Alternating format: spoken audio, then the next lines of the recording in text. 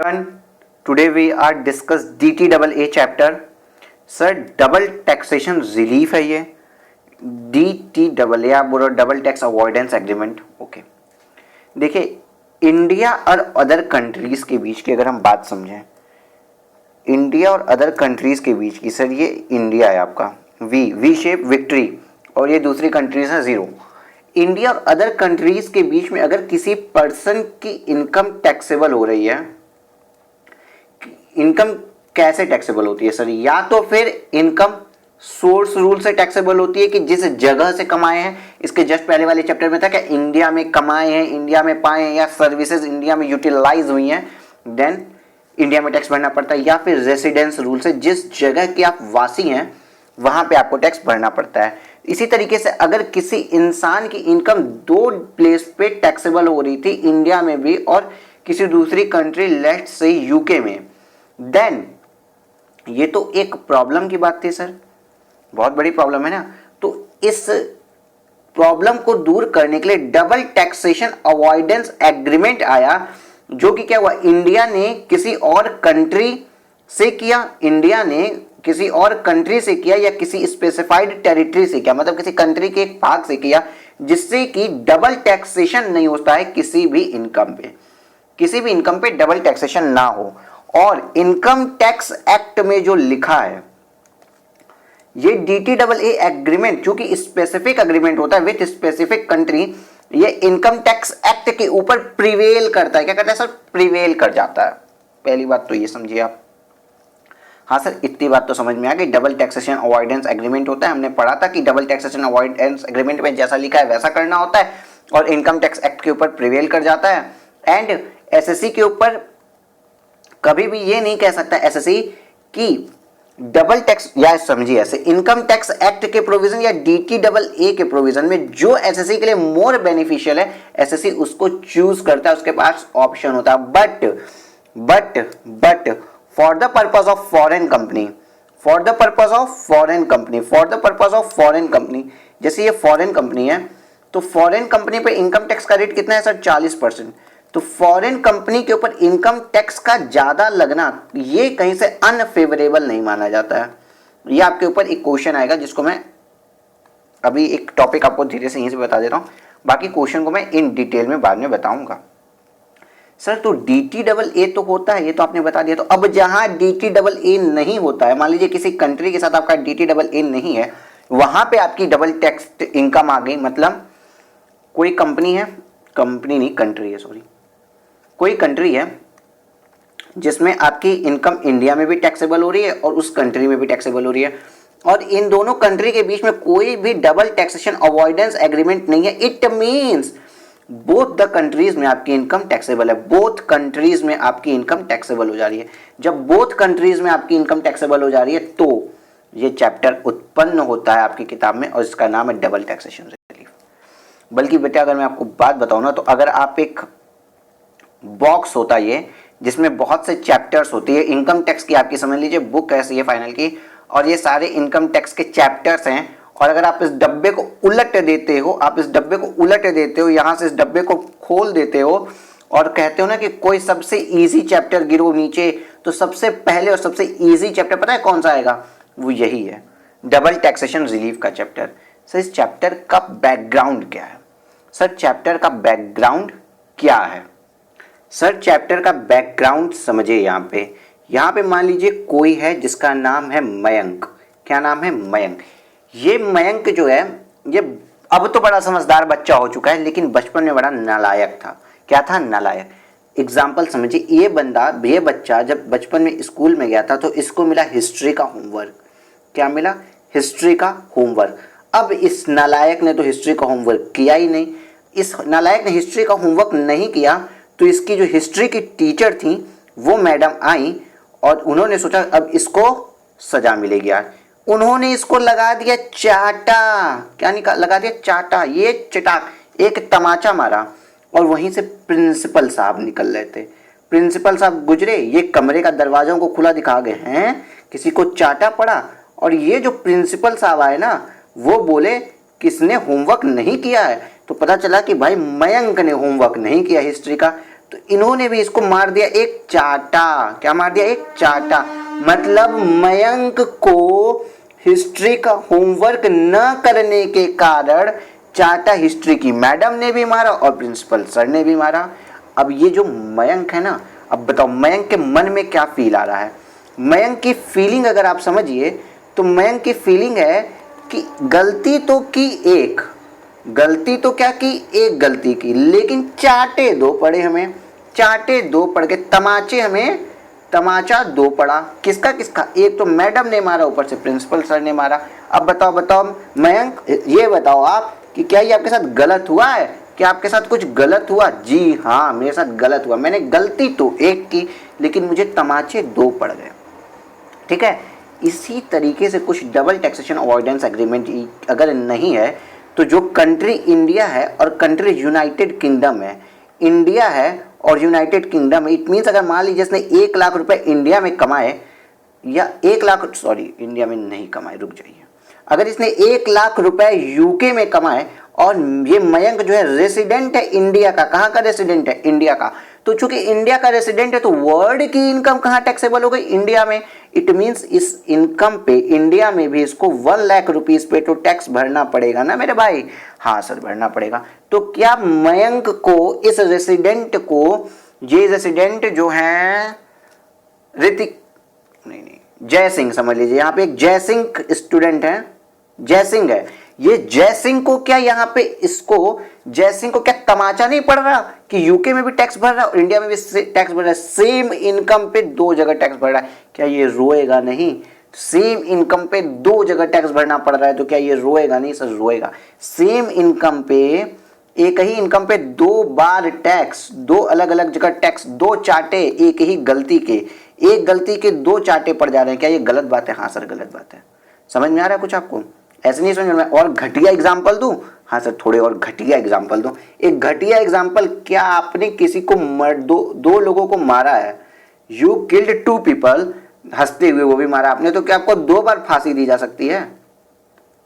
है सर ये तो कुछ ज्यादा ही घटिया हो गया। और सॉरी सॉरी, क्या आपने किसी एक आदमी को मर्डर किया है, चलो तो क्या इसको आपको फांसी दे दी, एक बार फांसी दे दे, फिर दोबारा भी क्या आपको फांसी दे सकते हैं? हाई कोर्ट ने अलग फांसी दे दी, सुप्रीम कोर्ट ने अलग फांसी दी। सर ये तो बहुत घटिया एग्जांपल आपने बोल दिया, मैंने तो पहले ही बोला था कि मैं घटिया एग्जांपल दूंगा। हैं, आपको यही समझ जाना चाहिए।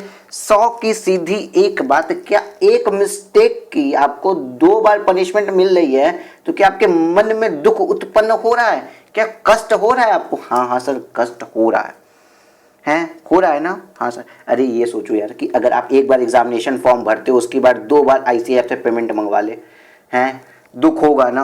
हाँ सेम वही चीज, अगर एक गलती की, एक बार इनकम की है, एक बार 1 लाख रुपए कमाए भाई साहब ने, जय सिंह ने, इनको 2 जगह टैक्स भरना पड़ गया, तो क्या जय सिंह दुखी होंगे? जी हाँ सर जय सिंह दुखी होंगे। यही है पूरा कंसेप्ट। जब ये जय सिंह दुखी हुए तो इस चैप्टर, ये एक चैप्टर आ गया जिसका नाम है ये डबल टैक्सेशन रिलीफ, ये चैप्टर आपका अब आ गया। और एक बात बताओ, ये चैप्टर आपको क्या दे रहा है? ये जो चैप्टर आपको सुविधा दे रहा है, आपका फायदा करा रहा है। ये पहला चैप्टर है ऐसा जो एसएससी का फायदा करा रहा है, और एसएससी का फायदा कराने वाला चैप्टर है जो बहुत इजी है। आपको भी 8 मार्क्स तक ये आपको दिलाएगा, क्योंकि इसके एमसीक्यू आने के पहले भी ये आया है, एमसीक्यू आने के बाद भी ये क्वेश्चन पेपर में आता है। इट मीन्स ये इजी है, एसएससी को भी फायदा दिखा रहा है, सी स्टूडेंट को भी फायदा दिखा रहा है। इतना ज्यादा कॉमन सेंस बेस, अभी तक मैंने आपसे एक भी बार बात नहीं की है एक्ट के बारे में, लेकिन कॉमन सेंस बेस मैंने बात की। कॉमन सेंस पे ही पूरा चैप्टर खत्म हो जाता है, पूरा का पूरा चैप्टर कॉमन सेंस पे ही खत्म हो जाएगा। अच्छा सर ये मयंक, ये जय सिंह, चलिए मैं आपको बात बताऊं, ये मयंक अभी तो नालायक आज की डेट में, लेकिन ना अपनी इस फैमिली, जो ये हमारी यूट्यूब फैमिली है, इस पे एक बच्चा है मयंक छाजेड, ठीक है, मयंक छाजेड आप सभी बच्चों के लिए समरी को बनाता है। आप एनआर टैक्सेशन की क्लासेस में फर्स्ट कमेंट देखिए, मैंने इसके कमेंट को पिन कर दिया। समरी बनाता है कि होल लेक्चर में मैंने क्या क्या पॉइंट्स बताए हैं। अगर आप पूरा लेक्चर कर लेते हैं और दोबारा बस इसकी समरी देखते हैं तो भी आपको दोबारा लेक्चर नहीं करना पड़ेगा। और आई थिंक 90 सेकेंड्स बहुत है, 90 सेकेंड्स में आपका पूरा लेक्चर रिवाइज हो जाता है। तो ये किसने किया? मयंक को। आप सभी मयंक को थैंक यू बोल दीजिएगा। और मयंक सच में आप बहुत अच्छा काम कर रहे हो बेटा। एंड आज का लेक्चर बनाने के लिए अगर मैं बताऊं ना तो स्पेशल थैंक्स तो आप बोल सकते हैं रितिका को, जय सिंह को, एंड एक रिया छाबरा हैं उनको। इन लोगों ने बड़े अच्छे कमेंट किए। मैं सोचा मैं बनाऊं, अभी बनाऊं, कब बनाऊं, बाद में बनाऊं, मैं अभी बनाऊं या बाद में बनाऊं। तो विनी छाबरा, रितिका और जयसिंह का जब मैंने कमेंट पढ़ा तो मैंने कहा यार अभी लेट नाइट 12 बजे के बाद ही बनाना शुरू कर लेते हैं। तो मैं इन लोगों का, आप इन लोगों को भी स्पेशल थैंक्स बोल दीजिएगा खैर। और हाँ, सभी लोग अपनी अटेंडेंस दीजिए मुझे। और एक बात बता के बताइए, क्या मैं ये घटिया एग्जाम्पल बताता हूँ तो आपको कुछ ज़्यादा समझ में आता है? क्या मैं अगली बार ऐसे घटिया एग्जाम्पल लूँ या न लूँ? सीधी सीधी बात, बस एक्ट के बारे में बात बता दूँ। प्लीज़ मुझे कमेंट करके ज़रूर बताइएगा। अगर आप डाउनलोड करके ऑफलाइन मोड में भी लेक्चर कर रहे हैं तो एक बार भाई नेट ऑन करके मुझे इस चीज़ के लिए कमेंट कर दीजिए कि क्या ये घटिया एग्जाम्पल आपको चलेंगे। मैं अब बताता हूँ कि ये आया कहाँ से, अब ये किस तरीके से मेरे एक्ट से रिलेटेड है। सर एक्ट से कैसे रिलेटेड है अब मैं बताने जा रहा हूँ। हुआ क्या, जब इंडिया और चाइना, ये जो केस मैंने बताया था, इंडिया और चाइना में जब हम पैसा कमा रहे, अगेन बना ड्रॉ कर दूं क्या सर? जी हाँ सर, अगेन ड्रॉ कर दूं। ये रहा इंडिया और ये रहा दूसरी कंट्री, जीरो चाइना समझ लीजिए। और मिस्टर गजोधर, हमारे गजोधर भैया हैं। अब इस गजोधर भैया के साथ क्या हो गया है कि इन्होंने कुछ पैसे कमा लिए। ये हैं रेसिडेंट इंडिया के रेसिडेंट हैं। अब इन्होंने कोई हाउस प्रॉपर्टी यहाँ पे थी, इसके कुछ पैसे कमाए, यहाँ पे इन्होंने 10 लाख रुपए कमाए। ठीक है, अब ये 10 लाख रुपए तो इंडिया में भी आके टैक्सेबल हो गए ड्यू टू रेसिडेंस रूल। और इस कंट्री चाइना में किस वजह से?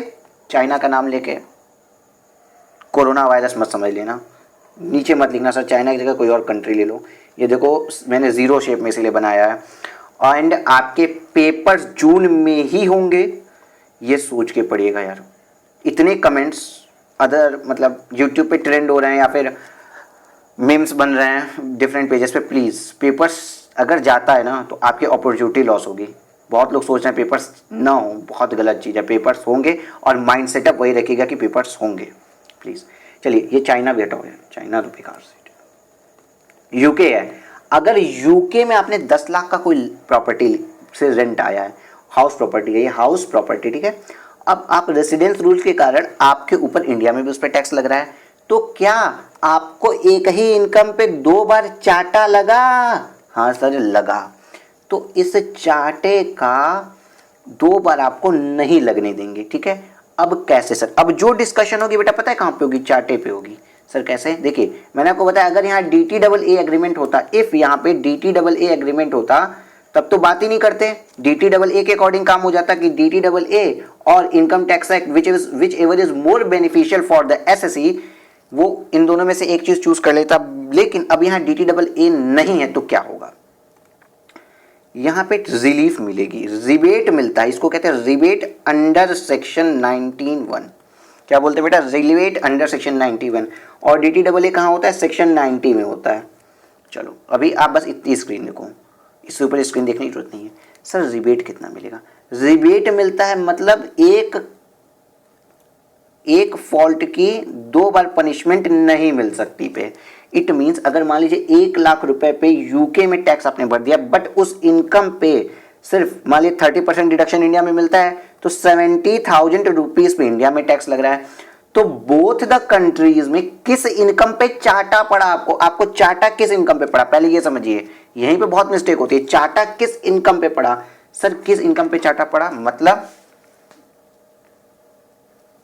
मतलब बेटा, मतलब आपको सिर्फ और सिर्फ इंडिया में 1 लाख, सॉरी 10 लाख मैंने एग्जांपल लिया था क्या? सॉरी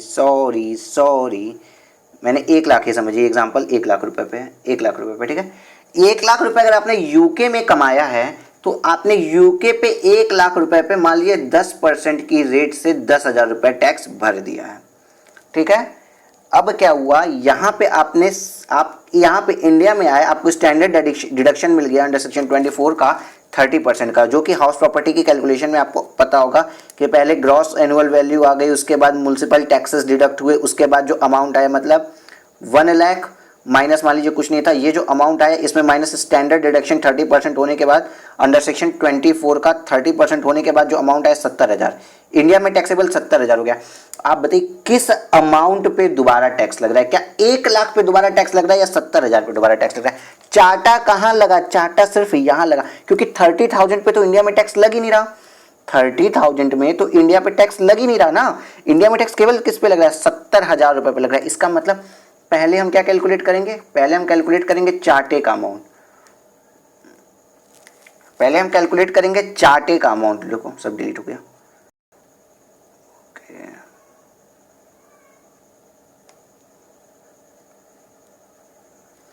इट मीन्स पहले हम क्या निकालेंगे? चार्टा, कितने का चार्टा लगा। जैसे कि थोड़ा सा तो डिलीट हो गया, यहाँ पे मैं फिर से ड्रॉ कर दे रहा हूँ बेटा।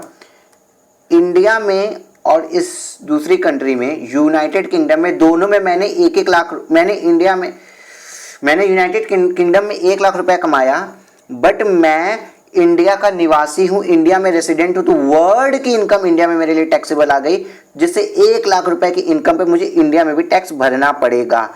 बट क्या हुआ? हाउस प्रॉपर्टी की इनकम थी, तो मैंने यूके में तो 10% की रेट से इनकम टैक्स भर दिया 10,000 रुपए का, ठीक है। बट इंडिया में मुझे मिला डिडक्शन, जिसके कारण केवल 70,000 रुपए पे ही क्या लगा? टैक्स।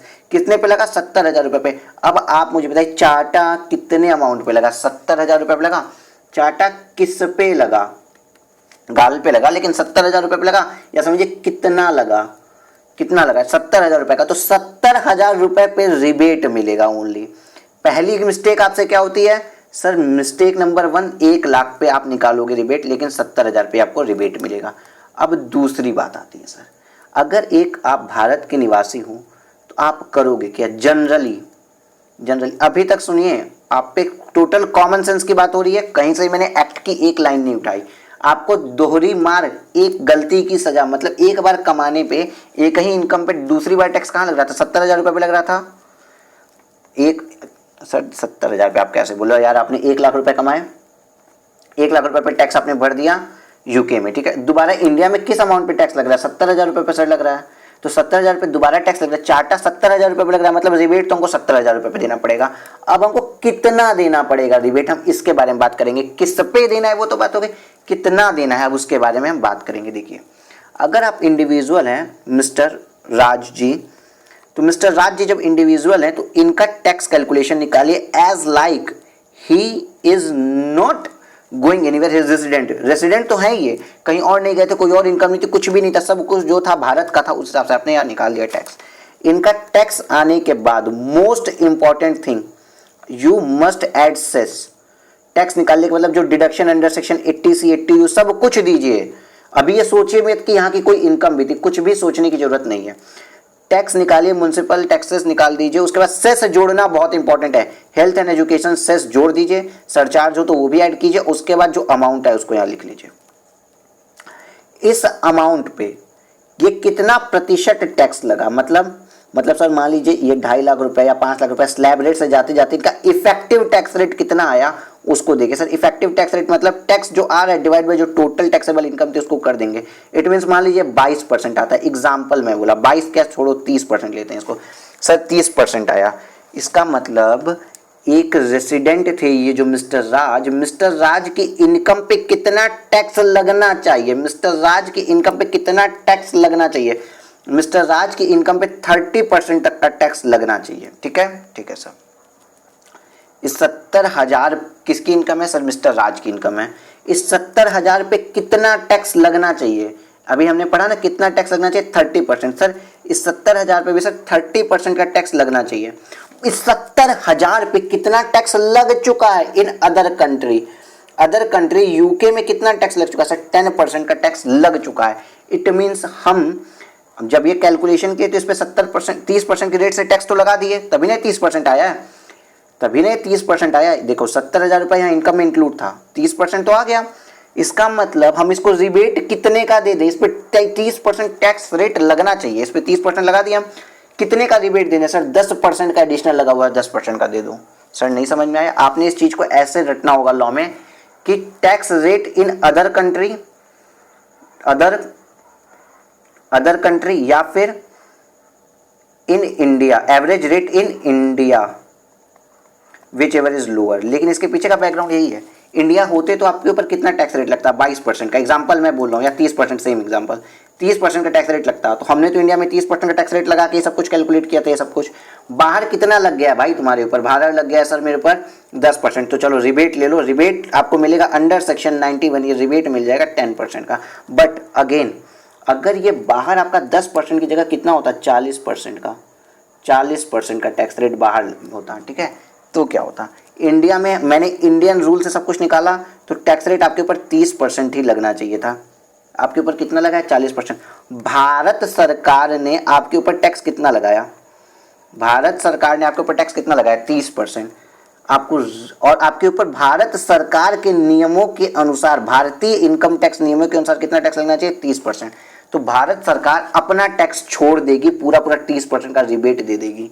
गलती से ये मत सोचेगा कि 10% का रिफंड देगी, बिल्कुल नहीं, 30% का आपको रिबेट दे देगी। जितना भी आपने 40% उस गवर्नमेंट को पे किया है वो पे कर दिया। भारत सरकार आपसे एक भी रुपया एक्स्ट्रा नहीं लेगी। इसका मतलब भारत सरकार उतना ही छोड़ेगी जितना उसका बनता है। 30% भारत सरकार का बनता था तो उसका जितना बनता था उसने उतना छोड़ दिया। 40% आपने दूसरी कंट्री में दिया, चलिए 30% हमारा बनता था, हम अपना 30% छोड़ देते हैं। रिबेट उस कंडीशन में पूरा 30% मिल जाएगा। कॉम्प्लेक्स लगा बेटा, कॉम्प्लेक्स है ही नहीं है, ये टॉपिक कहीं से भी कॉम्प्लेक्स नहीं है। अगर क्वेश्चन में मैं आपको करा दूंगा तो आपको सब कुछ समझ में आ जाएगा। चलिए क्वेश्चन नंबर 1 से देखते हैं। Examine the correctness and otherwise of the following statement with reference to the provision of Income Tax Act 1961। Sir 1961 के बारे में। और घटिया एग्जाम्पल आपको सहायता कर रहे हैं कि नहीं ये मुझे बताइए, ताकि मैं आगे और घटिया एग्जाम्पल लूँ। सर क्या बात करते हो सर, आप घटिया एग्जाम्पल लोगे? हाँ हाँ, आपको जिस तरीके से समझ में आएगा ना, मुझे वो ऑप्शन चूज करना पड़ेगा। चलिए, एग्जामिन द करेक्टनेस और otherwise of the following statement with reference to the provision of income tax act 1961। The double taxation avoidance treaties entered into by the government of India override the domestic law। अभी मैंने आपको बताया कि आपका domestic law और other country के बीच में आपने अगर DTAA कोई किया है, अपने ओन कंट्री अदर कंट्री के बीच में कोई DTAA किया तो डोमेस्टिक लॉ को ओवरराइड करता है, इनकम टैक्स एक्ट को ओवरराइड कर जाता है, क्योंकि ये तो स्पेसिफिकली आपने किया ही इसीलिए था। ठीक है, तो this statement is correct. Section 90 subsection 2 provide that where a double taxation avoidance treaty is entered into by the government, the provision of Income Tax Act 1961 would apply to the extent they are more beneficial to the SSE। DTAA के provision, sorry, the provision of income tax act के provision तब तक लगेंगे जो कि उस SSE के लिए बेनिफिशियल हो। सर मतलब मान लीजिए DTAA में लिखा है कि एसएससी के ऊपर 20% फ्लैट टैक्स रेट लगेगा, बट इनकम टैक्स एक्ट के अकॉर्डिंग अगर एसएससी ध्यान देता है तो उसके ऊपर सिर्फ और सिर्फ 16% का टैक्स रेट लग रहा है। तो जितना बेनिफिशियल क्या हो गया इसके लिए, 16% का टैक्स लगना इनकम टैक्स एक्ट के according, and he is a resident, वो रेसिडेंट है और इनकम टैक्स एक्ट के अकॉर्डिंग उसके ऊपर बस 16% का टैक्स लग रहा है, तो वो डीटीए को न लेके इनकम टैक्स एक्ट को यूज कर सकता है, इनकम टैक्स एक्ट को फॉलो कर सकता है। ठीक है, बट क्या होता, हमने पूछा सर DTAA क्या इनकम टैक्स एक्ट के ऊपर प्रिवेल कर जाएगा? जी हाँ, वो तो प्रिवेल करेगा ही करेगा। ये जो डबल टैक्सेशन ऑर्डिनेंस ट्रीटी है गवर्नमेंट बाय इंडिया, ओवरराइड तो करता ही है, लेकिन ये तो एसएससी है भाई, अपने फायदे के लिए देखता है। अगर इनकम टैक्स एक्ट को फॉलो करके उसको फायदा मिल रहा है तो इनकम टैक्स एक्ट को फॉलो करता है। और इसी के कॉन्टिन्यूएशन में मैंने आपको बताया था कि इफ कोई DTAA है और ये फॉरेन कंपनी है, ठीक है, तो फॉरेन कंपनी ऐसा इसके ऊपर रेट का ज्यादा लगना, फॉरेन कंपनी के ऊपर इनकम टैक्स एक्ट के अकॉर्डिंग क्या रेट लगता है सर, 40% का। तो फॉरेन कंपनी के ऊपर टैक्स रेट का ज्यादा लगना ये कहीं से भी अनफेवरेबल नहीं माना जाता है। यहाँ पे जो बेनिफिशियल जो बात लिखी है ना, अगर ये फॉरेन कंपनी होती तो इसके ऊपर टैक्स रेट 40% लगता, तो 40% ही लगेगा, ये कहीं से भी अनबेनिफिशियल नहीं माना जाएगा हायर टैक्स रेट का लगना। ये आगे क्वेश्चन आएगा, मैं समझा रहा हूँ, मैं बार बार ये लाइन पिंच कर रहा हूँ क्योंकि DTAA के ऊपर MCQ बेस पे क्वेश्चन आ सकता है। In case of conflict between the provision of the double taxation avoidance agreement and the income tax act 1961, the provision of DTAA would prevail over the act in view of the provision of section 90 subsection 2 to the extent they are more beneficial to the SSE।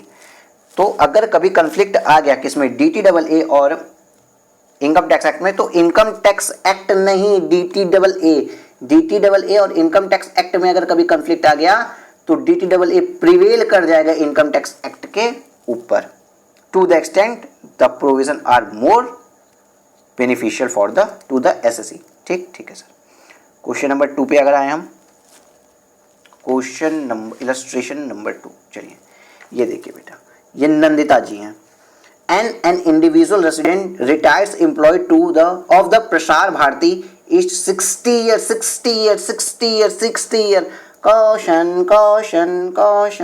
Sir क्या caution sir, इसके बारे में तो पता ही है, caution तो है ही नहीं है, कुछ भी कॉशन नहीं है, बट इतना याद रखिए ये 60 ईयर्स जैसे ही आता है ना, ये याद रखिएगा इनके ऊपर लिमिट बदल गई, हायर इनकम टैक्स रेट, इनके ऊपर हायर स्लैब रेट का इनको बेनिफिट मिल जाएगा। सर क्या मिल जाएगा? हायर स्लैब रेट का इनको बेनिफिट मिल जाएगा। ओके सर, यहां तक तो बात समझ में आ गई है। ये सीनियर सिटीजन है, is well known dramatist deriving income of rupees 1,10,000 from the theatrical work played abroad। Okay, ये बाहर भी कुछ काम करके आई हैं। Tax on 11,000 was deducted on that country where he plays were performed, जहाँ पे उन्होंने रोल अपना अदा किया है। एन एक इंडिविजुअल है जो दूसरे देश में जाके कुछ नाटक करके आई है और इन्होंने 1.5 लाख रुपए वहां पे कमाए, जिसमें से 11,000 रुपए टैक्स कट गया, मतलब 10% टैक्स वहां कट गया। India does not have any double taxation avoidance agreement under section 90 of the income tax act 1961 with that country. Her income is India amount ₹6,10,000 in the view of the tax planning she was deposited 1,50,000 public provident fund and paid contribution to approved pension fund of LIC 32,000 रुपए। She had contributed 28,000 to the central government health scheme, 28,000 रुपए central government health scheme for the previous year and gave payment of medical insurance premium of 26,000 रुपए to issuance of health of her father a non resident aged 84 year. भाई साहब, non resident individual भले 84 year के हैं, but यहाँ पे 80D में limit आ गई कितनी की 25,000 रुपीज तक का यहाँ बेनिफिट मिल सकता है। 25,000 से ऊपर का कोई बेनिफिट इनको नहीं मिलेगा, क्योंकि इनके फादर जो है वो नॉन रेसिडेंट है। इनको हायर सीनियर सिटीजन होने के बाद भी हायर डिडक्शन का बेनिफिट नहीं मिलेगा। Who is not dependent on her, compute the tax liability of Nandita. देखिए यहाँ पे जो भी कुछ हुआ वो इतना हलवा है। हलवा, हाँ सर हलवा एकदम इजी। सर कैसे? देखिए आप एक देखिए, आपने इंडिया में क्या कमाया और फॉरेन में क्या कमाया। फॉरेन में तो सर हमने 1,10,000 रुपए का काम किया और 11,000 रुपए का टैक्स भर दिया। लेकिन जब आप इंडिया में आए ना, तो आपकी इंडिया की इनकम, आप रेसिडेंट है तो इंडियन इनकम के अकॉर्डिंग सब कुछ होगा। 6,10,000 रुपए आपने इंडिया में कमाया था और 1,10,000 रुपए आपने बाहर कमाया। मानते हैं टोटल कितना कमा लिया आपने? 7,20,000 रुपए। अब ये जो 7,20,000 रुपए कमाए, इसमें आपको 80C की डिडक्शन मिल गई होगी PPF अकाउंट में, जो 1.5 लाख रुपए इन्होंने जमा करवाए थे। PPF अकाउंट में 1.5 लाख रुपए जमा करवाए थे। और सर पेंशन फंड में देखिए 80C होता है PPF का और 80CCC होता है पेंशन का। मतलब ये सरकारी नौकरी के चर्चे जो होते हैं ना, सरकारी नौकरी में क्या क्या मिलता है सर? प्रोविडेंट फंड और पेंशन दोनों मिलती है। तो ये सरकारी चर्चे जो हैं ये 1.5 लाख से ज़्यादा नहीं हो सकते। मतलब 80C और 80CCC मिलके 1.5 लाख से ज़्यादा के डिडक्शन नहीं दे सकते। तो इवन ये 1.5 लाख रुपए 80C में जमा किए हैं और पेंशन फंड में 32,000 रुपये जमा किए, मतलब 1,82,000 रुपये जमा किए, फिर भी इनको डिडक्शन कितने रुपए की मिलेगी? डिडक्शन इनकी 1,50,000 रुपये तक की ही मिलेगी। ओके सर, अगर आपको आंकड़ा नहीं समझ में आ रहा है कोई बात नहीं, ये 1,50,000 रुपये फिर से लिख दूं क्या? तो भी आपको डिडक्शन जो है वो 1,50,000 रुपये की ही मिलेगी। चलिए ठीक है, अगर आपको डिडक्शन 1,50,000 रुपये की मिलती है, बट अब 80D की बात भी करते हैं हम। 80D वो अपने फादर का जो उन्होंने क्या किया था, फादर के लिए हेल्थ इंश्योरेंस वाली बात की थी, 26,000 की जगह इस पर 25,000 की डिडक्शन मिलेगी, क्योंकि वो फादर इनके नॉन रेसिडेंट थे। एंड दूसरी बात, इन्होंने एक contribution to central government health scheme किया था 28,000 रुपए का। चूंकि ये खुद ही सीनियर सिटीजन है तो 50,000 रुपए तक का डिडक्शन मिल सकता है। उस 28,000 की जगह इनको टोटल 28,000 रुपए का डिडक्शन मिल सकता है। इट मीन्स यहाँ पे टोटल इनकी टैक्सेबल इनकम कितनी आई, टोटल इनकम कितनी आई, इतनी बस मुझे बता दो आप। 7,20,000 में 1,50,000 का डिडक्शन मिल गया, 25,000 का डिडक्शन मिल गया, 28,000 का डिडक्शन मिल गया। आपके पास अगर कैलकुलेटर है तो 72,000 plus 25,000 plus 28,000 is equal to आपका आता है 2,03,000। 7,20,000 में से 2,03,000 डिडक्ट करिए बेटा, आपका आ रहा है 5,17,000 रुपये। अभी मैं फिर से आपको चीज़ें समझाऊंगा। 5,17,000 रुपये पे अगर आप टैक्स निकालें तो टैक्स क्या आ रहा है, कैलकुलेट करिए इनकम टैक्स। आप इनकम टैक्स आप कैलकुलेट करिए 5,17,000 पे कितना आता है।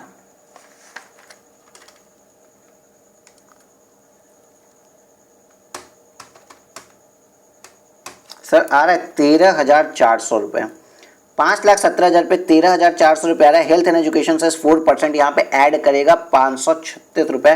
टोटल आपका आ गया 13,936 रुपये। ठीक है, 13,936 रुपये। अब मैंने बोला आपके ऊपर average effective tax rate in India कितना पड़ा, मतलब 13,936 रुपये का टैक्स आपने किस अमाउंट पे दिया है। सर 13,936 रुपये का टैक्स हमने 5,17,000 रुपये पे दिया है। कितना परसेंट आपको ये टैक्स रेट पड़ा, कितने प्रतिशत आपने टैक्स भरा, आपने से 2.696% टैक्स भरा। अगर आप देखिए 5,17,000 का 2.696% अगर आप करते हैं तो 13,938 आता है। चलिए, आपने 696% आपने टैक्स भरा। इट मीन्स क्या है सर, आपने इंडिया में इतना ही टैक्स भरा और भारत के बाहर आपने जिस कौन सी डबली टैक्स इनकम है इसमें। अब मुझे ये बताओ डबली टैक्स इनकम क्या है सर, ये 1,10,000 रुपये सर डबली टैक्स इनकम है। तो जो डबली टैक्स इनकम है उस पर रिबेट मिलेगा अंडर सेक्शन 91। अब इस पर रिबेट कितना मिलेगा सर, जो मैंने बोला चार्टा कितने पे पड़ा, चार्टा पड़ा 1,10,000 रुपये पे। अब इस चार्टे पे भारत सरकार किस पे डिडक्शन देगी, चाहे वहां पे उस कंट्री में जो आपने टैक्स रेट था और इंडिया में जो टैक्स रेट है, which ever is lower. India में टैक्स रेट 2.696% का है, तो इतने का रिबेट दे देगी अंडर सेक्शन 91 इंटू 2.696%। जो इतना अमाउंट आता है वो आपको रिबेट में मिल जाएगा और कोई दिक्कत नहीं। आप 1,10,000 का 2966 आया, ये 2966 आपको रिबेट मिल जाएगा। चलिए सॉल्यूशन हो गया। अब इसके नोट्स क्या होते हैं, नोट्स नहीं है सर इसमें कोई, इसमें एक लेबल है जो हर जगह चिपका दो। इसके नोट्स में एक लेबल है, वही लेबल हर जगह चिपका देना। अभी मैं आपको दिखाता हूँ। देखिए इस इंसान ने मिस्टर एन ने इंडिया में 6,10,000 रुपये कमाए थे। हाँ सर, फॉरेन इनकम दूसरी कंट्री में जाके 1,10,000 रुपये कमाए थे। If he is a resident तो पूरे वर्ल्ड की इनकम इनके ऊपर टैक्सेबल है और पूरे वर्ल्ड की इनकम टैक्सेबल है। इसका मतलब इनको भारत में 7,20,000 रुपये पे टैक्स भरना पड़ेगा। प्लीज पे अटेंशन और मेरे एक एक वर्ड को सुनिएगा, मेरे वर्ड्स को सुनिएगा, वर्ड नहीं वर्ड्स को मेरे सुनिएगा, मेरे वर्ड्स को सुनिएगा आप, आपको बेनिफिट पहुंचेगा क्योंकि मैं बहुत जोरी बात बोलने जा रहा हूँ। बस मेरी लैंग्वेज सुनिएगा आप। 6,10,000 रुपये भारत में कमाए, 1,10,000 रुपये बाहर कमाए, हमें 7,20,000 रुपये पे भारत में टैक्स भरना पड़ेगा क्योंकि हम रेसिडेंट है और पूरे वर्ल्ड की इनकम मेरे ऊपर टैक्सेबल है। बट भारत हमें चार्टे से बचाता है, चार्टा नहीं लगने देता है। और चार्टा क्या होता है, डबली टैक्स इनकम, जिस इनकम पे डबल टैक्स लग रहा हो। बट अभी किस इनकम पे डबल टैक्स लग रहा है बाद में देखेंगे। हमने मेरी सारी इनकम इंडिया में टैक्सेबल हो गई और मैंने कुछ डिपॉजिट के पीपीएफ में हमको डिडक्शन मिलेगा इंडिया के हिसाब से, पेंशन फंड में जो कंट्रीब्यूट किया डिडक्शन मिलेगा सॉरी। एंड मैंने जो 80D में मतलब अपनी हेल्थ के लिए 80D वाला हेल्थ और पेरेंट्स की हेल्थ वगैरह के लिए जो भी कंट्रीब्यूशन किया, ये सब कुछ डिडक्शंस में आपने पढ़ा होगा और time to time as like other chapters में भी मैं इन सब का रेफरेंस देते हुए बताता गया हूँ। बट यहाँ पे ये चीज़ ध्यान रखनी है कि ये नॉन रेसिडेंट थे, इनके फादर नॉन रेसिडेंट थे, इसलिए सीनियर सिटीजन होते हुए हायर इनकम का, हायर एग्जाम्पशन का बेनिफिट नहीं मिलेगा, हायर डिडक्शन इनको नहीं मिलेगी। इनको 25,000 रुपये तक की डिडक्शन मिलेगी। बट ये मिस एन खुद ही सीनियर सिटीजन, इसलिए उसको 50,000 रुपये तक की डिडक्शन अलाउड है। ठीक है, तो 28,000 प्लस 25,000 टोटल 2,03,000 रुपये डिडक्शन है। अभी तक DTAA आया ही नहीं, अभी तक मेरा ये जो चैप्टर चल रहा है वो नहीं है। नॉर्मल टैक्स रेट में निकाल लो बेटा, 5,17,000 normal tax rate, education, health, income tax और हेल्थ एंड एजुकेशन से लगा के 13,936 रुपये अभी तक नॉर्मल चैप्टर चला है जो आज तक आपने पढ़ा उसके बेसिस पे। और यहाँ पे ना बहुत बड़े बड़े पॉइंट में लिखे क्वेश्चन, जो कि मैंने देखा है टेस्ट पेपर में भी बहुत सी गलतियाँ होती है, हेल्थ एंड एजुकेशन से आप नहीं जोड़ते हैं। Effective rate, average rate in India अगर निकालना है कि एवरेज रेट आपको किस रेट से, क्या दर से आपको हथौड़ा पड़ा है, ये ना हथौड़ा है जो आपके ऊपर मारा गया, तो किस दर से आपको हथौड़ा मार के टैक्स लिया गया वो निकालना है। 13,936 रुपए का टैक्स आपसे किस अमाउंट पे लिया गया है? 5,17,000 रुपए पे आपसे 13,936 रुपए का टैक्स ले गया। तो कितना प्रतिशत आपसे टैक्स का अमाउंट ले गया गया? देखिए देखिए, 13,936 रुपए आपसे लिए गए हैं 5,17,000 रुपए पे। तो किस दर से आपसे टैक्स लिया गया? आप कैलकुलेट करेंगे तो 13,936 रुपए आपसे लिए गए हैं 5,17,000 रुपए पर। तो कितना प्रतिशत लिया गया सर? 2.696% लिया गया है। लेकिन उस कंट्री में कितना टैक्स था सर? 10% था। 11,000 रुपए ले गया 1,10,000 रुपए पे। तो डिडक्शन अंडर सेक्शन 91 मतलब आपको रिबेट, आपको चाटा कितना पड़ा था दोबारा सर? 1,10,000 रुपए पे दोबारा चाटा पड़ गया। तो भारत नहीं ना जो चाटा मारा, भारत उस चाटे को नहीं मारेगा, छोड़ देगा, एक ही जगह आपको टैक्स लगेगा। देखिए deduction under section 91 2.696%, lower of average Indian tax rate और एवरेज फॉरेन टैक्स रेट। मैंने क्या बताया था? भारत जितना लेता उतना नहीं लेगा, सीधी सी बात है। 2.696% भारत नहीं किया चाहिए। यहाँ का सीधा सा रूल है, भारत का tax rate average tax rate और दूसरे कंट्री का average tax rate which ever is lower, जो होगा उतने का डिडक्शन मिल जाएगा। अब आप ऐसे याद कर लीजिए, मैंने आपको इसके पीछे लॉजिक तक बता दिया है कि क्यों ऐसा है, क्यों डिडक्शन बिलो की मिलती है, क्यों कम वाले की ही रिबेट मिलती है, क्यों कम वाले रेट को ही लिया जाता है, मैंने बता दिया है। ठीक है, बट आप याद कर सकते हैं इंडियन टैक्स रेट और foreign tax rate which ever is lower, उतने का आपको रिबेट मिल गया। किस चीज का? किस चीज पर? जिस इनकम पे चाटा पड़ा था उस इनकम पर आपको रिबेट मिल गया लोअर रेट से। लोअर रेट का आपने रिबेट निकाल दिया तो 10,970 रुपये आपको टैक्स पेबल इन इंडिया है। अब पता है ये सर डिडक्ट क्या हुआ, इसका इफेक्ट जरा मैं इसको रीड कराऊं, ये निकला क्या है। ये जो 10,980 रुको, ये जो 13,936 रुपये है ना, ये आपकी टैक्स पेबल इन इंडिया है। Tax payable in India. आप अगर आप फॉरेन कंट्री में नहीं टैक्स देते तो आपको भारत में इतना टैक्स देना पड़ता। अगर आप वर्ड्स सुनिए, बस 2 मिनट अटेंशन पे कर लीजिए। अगर आप फॉरेन कंट्री में टैक्स पे नहीं करते तो भारत में आप इतना टैक्स पड़ते हैं, बट फॉरेन कंट्री में टैक्स पे कर दिया है आपने, तो जितनी इनकम पर फॉरेन कंपनी जिस इनकम पर जितनी इनकम पर फॉरेन कंट्री में आपने टैक्स पे किया है उस इनकम पर भारत में इतने रुपए का टैक्स लगता है। जिस इनकम पर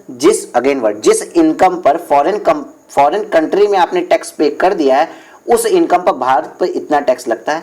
इसलिए भारत ये टैक्स नहीं ले रहा है आपसे, क्योंकि आप दूसरे कंट्री में इससे ज्यादा टैक्स पे कर चुके हैं, तो आपको इफेक्टिवली इस अमाउंट का टैक्स देना पड़ेगा। बात खत्म, सिर्फ इतनी सी बात थी। अब सोचिए, ये जो मैंने बातें आपको कॉमन सेंस के थ्रू इतनी बताई थी वही एक्ट है। अब अगर आपको टफ लग रहा है तो प्लीज़ मुझे बताइए, टफ लग रहा है मैं और कुछ सिंप्लीफाई करने की कोशिश करूँगा, क्योंकि बेटा ये टफ नहीं हो सकता। बहुत एग्जाम्पल सोच समझ के बहुत अच्छे से पढ़ाने की कोशिश की है, क्योंकि DTAA प्रॉब्लम क्रिएट करता है बच्चों को। प्रॉब्लम कहाँ कहाँ आती है अब उसकी बात। Special area to pay attention, health and education cess लेके ही एवरेज रेट निकालना है, पहली बात जो आपसे छूट जाती है। दूसरी बात, किस पोर्शन पे डबल टैक्सेशन हो रहा है, मतलब किस अमाउंट पे डबल टैक्सेशन हो रहा है, किस अमाउंट पे चार्टा लग रहा है उसी अमाउंट पे रिबेट देना है। ये गलती हो जाती है कि आप होल अमाउंट पे रिबेट दे देते हैं, ये 2 गलतियां नहीं करनी है। तीसरी, सर नोट्स क्या लिख रहे हैं इसके, तो मैंने आपको क्या बोला, इस पे नोट्स कुछ नहीं लिखने। नोट्स लिखने की जगह यहाँ लेबल लगाने। लेबल सर कैसे लेबल? सर लेबल क्या होता है सर? एक लेबल लगा लो, हर जगह चिपका दो, वही है। नोट्स में एक होगा, पहला नोट्स में बारी आएगी। सर नोट्स में पहली बात क्या आएगी? नोट्स में पहली बात हम कहेंगे आपसे कि इसको बोलेंगे कि जो एसएससी है ना, DTAA 91 का रिबेट तभी मिलेगा कि एसएससी क्या है, रेसिडेंट है।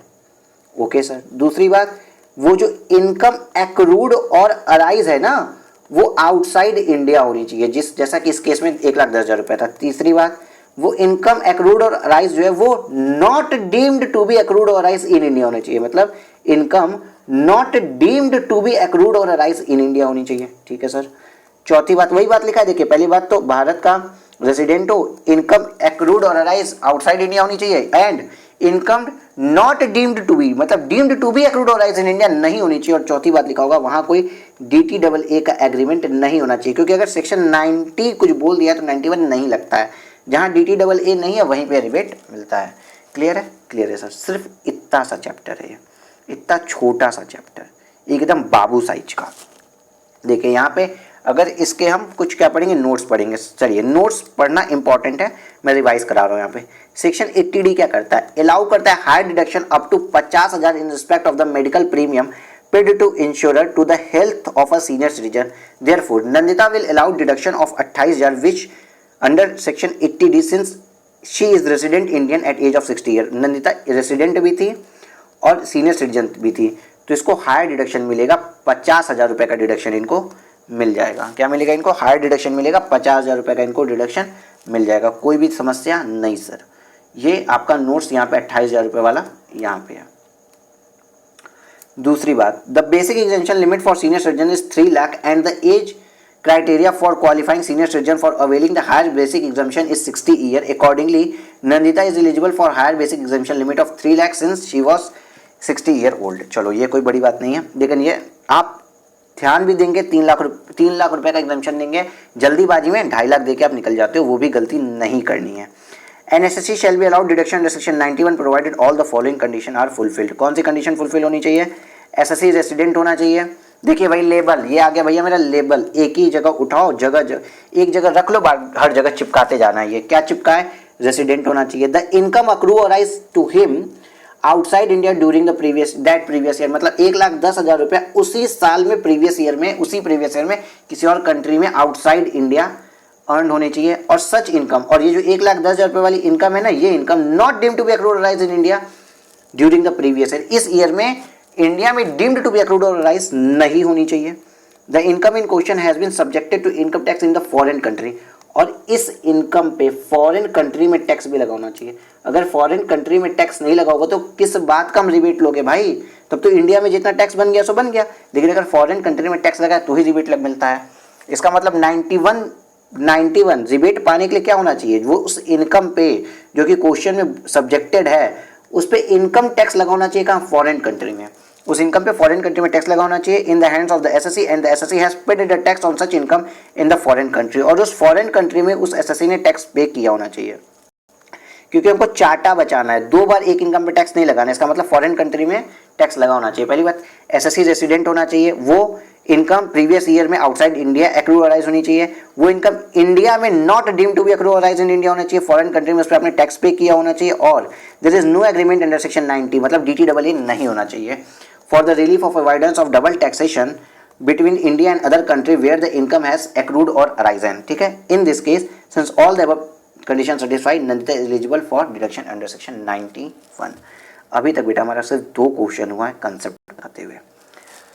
चलिए मैं पानी पी लेते हैं, आप भी पानी पी लो यार, क्योंकि समर में फैन की वॉइस आएगी लेक्चर रिकॉर्ड करते समय, इसलिए फैन भी ऑफ करके लेक्चर्स रिकॉर्ड करने पड़ रहे हैं बेटा।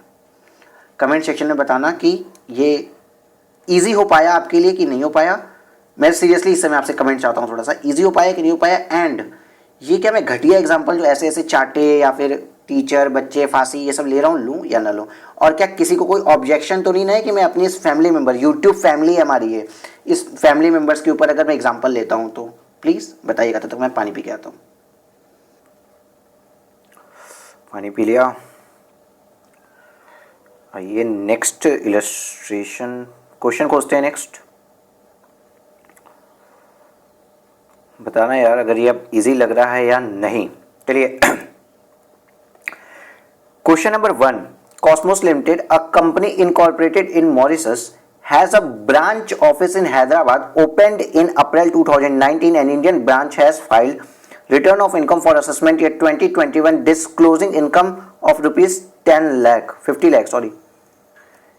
इंडिया की ये रहा तुम्हारा Mauritius and this is India, okay, Mauritius and this is India. इन्होंने किया क्या है भाई साहब, चलो इंडिया को भी डार्क लिखता हूँ। It paid tax at a rate applicable to the domestic company at the rate 30% plus higher education cess 4% on the basic paragraph of 2 of Article 24 non-discrimination of the double taxation avoidance agreement between India and Mauritius, which read as follows। इन्होंने एक DTAA को पढ़ा किस हिसाब से, taxation on a permanent establishment which an enterprise of a contracting state has in the other contracting state shall not be less favorably levied in that other state then the taxation levied on enterprise on the other state carrying on the same activities in the same circumstances. कुछ नहीं, दोनों के बीच की treaty कुछ ऐसी है कि अगर मॉरिशस वाली कंपनी इंडिया में आके काम कर रही है तो सेम ही स्टेट मतलब सेम ट्रीटी में जो इंडिया में जो काम कर रही है, मतलब इंडियन ट्रीटी और ये वाली कंपनी, ये दोनों जो कि सिमिलर नेचर की सिमिलर एक्टिविटीज कर रही हैं, तो दोनों पे टैक्स रेट सिमिलर नेचर का होना चाहिए। ठीक है, ये बात हो रही है। देखो, levied on this other state that the taxation levied on enterprise of the other state carrying on the same activities the same और सेम सर्कमस्टांसेस, मतलब इन दोनों पे सेम एक्टिविटी करते हुए सेम सर्कमस्टांसेस सेम एक्टिविटी कर रहे हैं तो इनके ऊपर टैक्सेशन सेम तरीके से होना चाहिए। ये बात ये ऐसा ये कह रहे हैं, छोड़ दो इनकी बातों को भी। हाउएवर असेसिंग ऑफिसर क्या कह रहा है कि तुम Indian branch at the rate applicable, जो फॉरेन की इंडियन ब्रांच है मतलब फॉरेन कंपनी हुई, इट्स अ फॉरेन कंपनी और 40% plus health and education cess लगेगा। तो बताइए एओ सही कह रहा है कि नहीं कह रहा है? कुछ नहीं पढ़ना है। हमने आपको बताया कि टैक्स रेट का हाई लगना कहीं से भी लेस फेवरेबल की बात नहीं होती। इट मींस एओ सही है भाई, फॉरेन कंपनी को 40% टैक्स लगेगा। वरना अगर ये वाली बात होती ना तो हर एक फॉरेन कंपनी खड़ी होगी, कहेगी कि यार मेरे को जो डोमेस्टिक कंपनी के सर्कमस्टांसेस में और सेम एक्टिविटीज हम कर रहे हैं तो कैसे आप डिस्क्रिमिनेशन कर सकते हैं। डिस्क्रिमिनेशन ये जो वर्ड आया है वही कहेगा कि डिस्क्रिमिनेशन आप कैसे करें कि अपनी ओन इंडियन कंपनी पे कम टैक्स लगा रहे हैं, मेरे पे ज़्यादा लगा रहे हैं, तो किसी भी फॉरेन कंपनी पे 40% टैक्स लग ही नहीं पाता। तो इसलिए यार ये टैक्स रेट का ज़्यादा लगना, 40% लगना कहीं से भी लेस फेवरेबल नहीं माना जाता है। जो फेवरेबल वर्ड आया है ये ध्यान रखिएगा, फेवरेबली, देखिए यहाँ पे फेवरेबली, कहीं से भी टैक्स रेट का ज़्यादा लगना लेस फेवरेबल नहीं माना जाता है। आंसर रीड आउट करा देते हैं, वैसे इसमें कुछ भी नहीं था। Under section 19 subsection 2 where the central government has entered into an agreement for avoidance of double taxation with the government of any country outside India or specified territory outside India। Sir specified territory मतलब यार समझ लो पूरा Australia है, पूरे Australia से नहीं करके Australia केवल सिडनी से मैंने ये एग्रीमेंट कर लिया, तो स्पेसिफाइड टेरिटरी हो गई Sydney. Okay sir, as the case may be, then in relation to the SSC to whom such agreement applies, the provision of the Income Tax Act 1961 shall apply to the extent they are more beneficial। यहाँ से पढ़िए बेटा, apply to the extent they are more beneficial to the SSC. तो provision of income tax act, GTAA ने लिख दिया ना कि इनकम टैक्स एक्ट लगेगा जो कि बेनिफिशियल है किसके लिए, एसएससी के लिए। तो ये मॉरिशस वाले बोले भाई मेरे ऊपर भी 30% टैक्स लगा दो क्योंकि मेरे लिए इनकम टैक्स में वो ज़्यादा बेनिफिशियल है। तो यहाँ पे क्या बात है, thus in the paragraph 2 of article 24 non-discrimination of DTAA it appears that Indian branch of Cosmos Limited incorporated in Mauritius is liable to tax pay in India at the rate applicable to domestic company 30%। तो उसने क्या बोला Cosmos ने कि Indian company 30% पे करती है, हम भी 30% पे करेंगे, which is lower than the tax rate applicable to foreign company 40%। However, यहाँ से पढ़िए काम की लाइन, however ये एक्सप्लेनेशन 1 ऑफ सेक्शन 90 क्लैरिफाई किया, मतलब जहां ये सब बातें DTAA लिखी थी कि ओवर रूड करता है, DTAA ओवरराइड कर जाता है IT एक्ट को, और जो भी मोर बेनिफिशियल होगा SSC के पास ऑप्शन है या तो IT एक्ट ले या DTAA ले। उस सब चीज़ों के बारे में अगर कोई मिसकंसेप्शन आया तो उसको खुद क्लैरिफाई किया किसने, इनकम टैक्स एक्ट ने ही क्लैरिफिकेशन दी, एक्सप्लेनेशन दी सेक्शन 90 की और क्लैरिफाई किया। अब सुनिए बेटा क्या क्लैरिफाई किया, that the charge of tax in respect of a foreign company at a rate higher than the rate at which a domestic company is chargeable shall not be charged as less favorable charges or levy of tax in respect of such foreign company। Therefore, in the view of explanation, the action of AO is levying 40% of the Indian branch of Cosmos Limited is accordance with law। भाई कहीं पे भी tax rate का ज़्यादा लगना less favourable नहीं माना जाता है, आप यहीं पे लिख दो, कहीं पर भी टैक्स रेट का ज़्यादा लगना लेस फेवरेबल नहीं माना जाता है, बात खत्म, और कुछ इसका आंसर है नहीं। Mister Kalpesh K, mister K resident individual is a musician, टाना नाना, ये म्यूजिशियन है भाई साहब, ड्राइविंग इनकम म्यूजिशियन है जिन्होंने डिराइव किया driving income of ₹7.5 lakh from concert perform outside India. बाहर इन्होंने कोई कंसर्ट किया, वहाँ पे इन्होंने कमाए 7.5 लाख रुपए। कितने कमाए आउटसाइड इंडिया, ये इंडिया है और इंडिया के आउटसाइड इन्होंने कमा लिया 7.5 लाख रुपए, और टैक्स वहाँ पे किया 1 लाख रुपए का, मतलब यहीं पे हो 7.5 लाख रुपए आपने कमाए हैं और 1 लाख रुपए का आपने इस जगह पे टैक्स पर पे कर दिया। चलिए आगे आते हैं। Was deducted at source in the country where the concert was performed। India does not have any DTAA double taxation avoidance agreement नहीं है। अगर ये नहीं है तो हमको क्या मिल सकता है, हमको रिबेट मिल सकता है अंडर सेक्शन 91 जो हमने अभी तक पढ़ा था। इसकी जो मैंने एक लेबल लगाया था, जो लेबल हर जगह चिपकेगा, क्या था, रेसिडेंट होने चाहिए, वो इनकम अक्रूड और अराइज आउटसाइड इंडिया होनी चाहिए, income not deemed to be accrued और अराइज इन इंडिया होनी चाहिए, इन्होंने उस कंपनी के साथ मेरा DTA नहीं होना चाहिए और उस कंपनी में इन्होंने टैक्स पे किया होना चाहिए। ये एक लेबल मैंने बना के दिया था जो हर क्वेश्चन पे चिपक जाएगा। देखिए इस पे भी वो क्वेश्चन, वो ये लेबल चिपकेगा। His income in India amounted 30 lakh rupees, computed tax liability of Kalpesh Kumar for the assessment year 2021 assuming he has deposited 1,50,000 PPF account. मतलब भाई साहब इन्होंने इन्वेस्टमेंट भी कुछ की, PPF में डाल दिया 1,50,000 रुपया। इंडिया में 30 लाख रुपये कमाए हैं, इंडिया में भाई साहब 30 लाख रुपए कमा दिए, ऐड करिए 7.5 लाख रुपए विदेश में कमाए, मतलब टोटल इन्होंने कितने कमाए, 37,50,000 रुपए कमाए। रुके चलिए, रेसिडेंट है ना, तो जैसा कि जैसा रेसिडेंट है तो बाकी सब बातें छोड़ के सारी इनकम इंडिया में टैक्सेबल, 37.5 लाख रुपए इन्होंने कमा दिए। अब उसके बाद इन्होंने क्या किया, 1.5 लाख रुपए कहाँ किया, 80C की एग्जाम्पशन इन्होंने ले ली, 1.5 लाख रुपए 80C की एग्जाम्पशन ले ली। चलिए आइए, deduction under section 80C 1.5 lakh रुपए। उसके बाद and paid medical insurance premium, मतलब AED का भी इन्होंने कुछ खर्चा किया in respect of his father resident in India age 65 years for ₹52,000। भाई रेसिडेंट फादर हैं तो इनहेंस्ड लिमिट का फायदा मिलेगा, दैट इज 50,000 रुपीज का फायदा मिलेगा पूरा। उस मैंने इलस्ट्रेशन में जहां बताया था वहां पे वो नॉन रेसिडेंट थे इसलिए इनहेंस्ड लिमिट का फायदा नहीं मिला था, बट यहाँ पे इनहेंस्ड लिमिट का फायदा मिलेगा, 50,000 तक की इनहेंस्ड लिमिट का फायदा मिल जाएगा रेसिडेंट सीनियर सिटीजन के लिए अगर इंश्योरेंस प्रीमियम का पेमेंट हो रहा है तो। अगेन मेरे वर्ड्स को ध्यान रखिएगा, रेसिडेंट सीनियर सिटीजन के लिए अगर इंश्योरेंस का पेमेंट हो रहा है तो इनहेंस्ड लिमिट 50,000 तक रुपीज का डिडक्शन मिलेगा। तो यहाँ पे 80C में 1.5 लाख रुपए का डिडक्शन मिला, आप समझ चुके हैं, और 80D में मेडिकल इंश्योरेंस के लिए 50,000 रुपए का मिला हमें डिडक्शन, तो 2 लाख का डिडक्शन मिल गया। मेरी टोटल टैक्सेबल इनकम आ गई 35,50,000 रुपए। कितनी आ गई बेटा, 35,50,000 रुपए। अभी तक कुछ भी DTA का नहीं हुआ है। इस इनकम पे टैक्स कितना लगेगा, 35,50,000 रुपए। ये भाई साहब कौन है मेरे, ये थे, इनकी एज नहीं लिखी है, ये जनरल पर्सन है और रेसिडेंट इंडिविजुअल है तो 35,50,000 मतलब 10 लाख के ऊपर 25,50,000 का 30% प्लस 1,12,500 अगर आप करते हैं तो आता है 8,77,500 रुपये। अब तो बेटा कैलकुलेशन याद हो गई होगी, 1,12,500 प्लस 30 लाख के ऊपर का 30 लाख के ऊपर जितना भी था अमाउंट उसका 10%, तो यहाँ पे 25,50,000 रुपये था, 30 लाख उसका 30% सॉरी, प्लस 1,12,500 प्लस 4% से caution caution caution caution caution caution, याद रखिएगा कॉशन है ये। बहुत से बच्चे ये चीज़ ऐड नहीं करते, मैं बार बार चिल्ला रहा हूँ, कॉशन है बेटा, ये ऐड करना है, हेल्थ एंड एजुकेशन से ऐड करना है। अब हम क्या निकाल देंगे सर, इतना होने के बाद हम निकालते हैं एवरेज रेट। क्या average rate of tax in India में कितना था, तो 9,12,500 रुपये का टैक्स हम भरे हैं किस पे, 37,50,000 पे या 35,50,000 पे, सर 35,50,000 रुपये पे।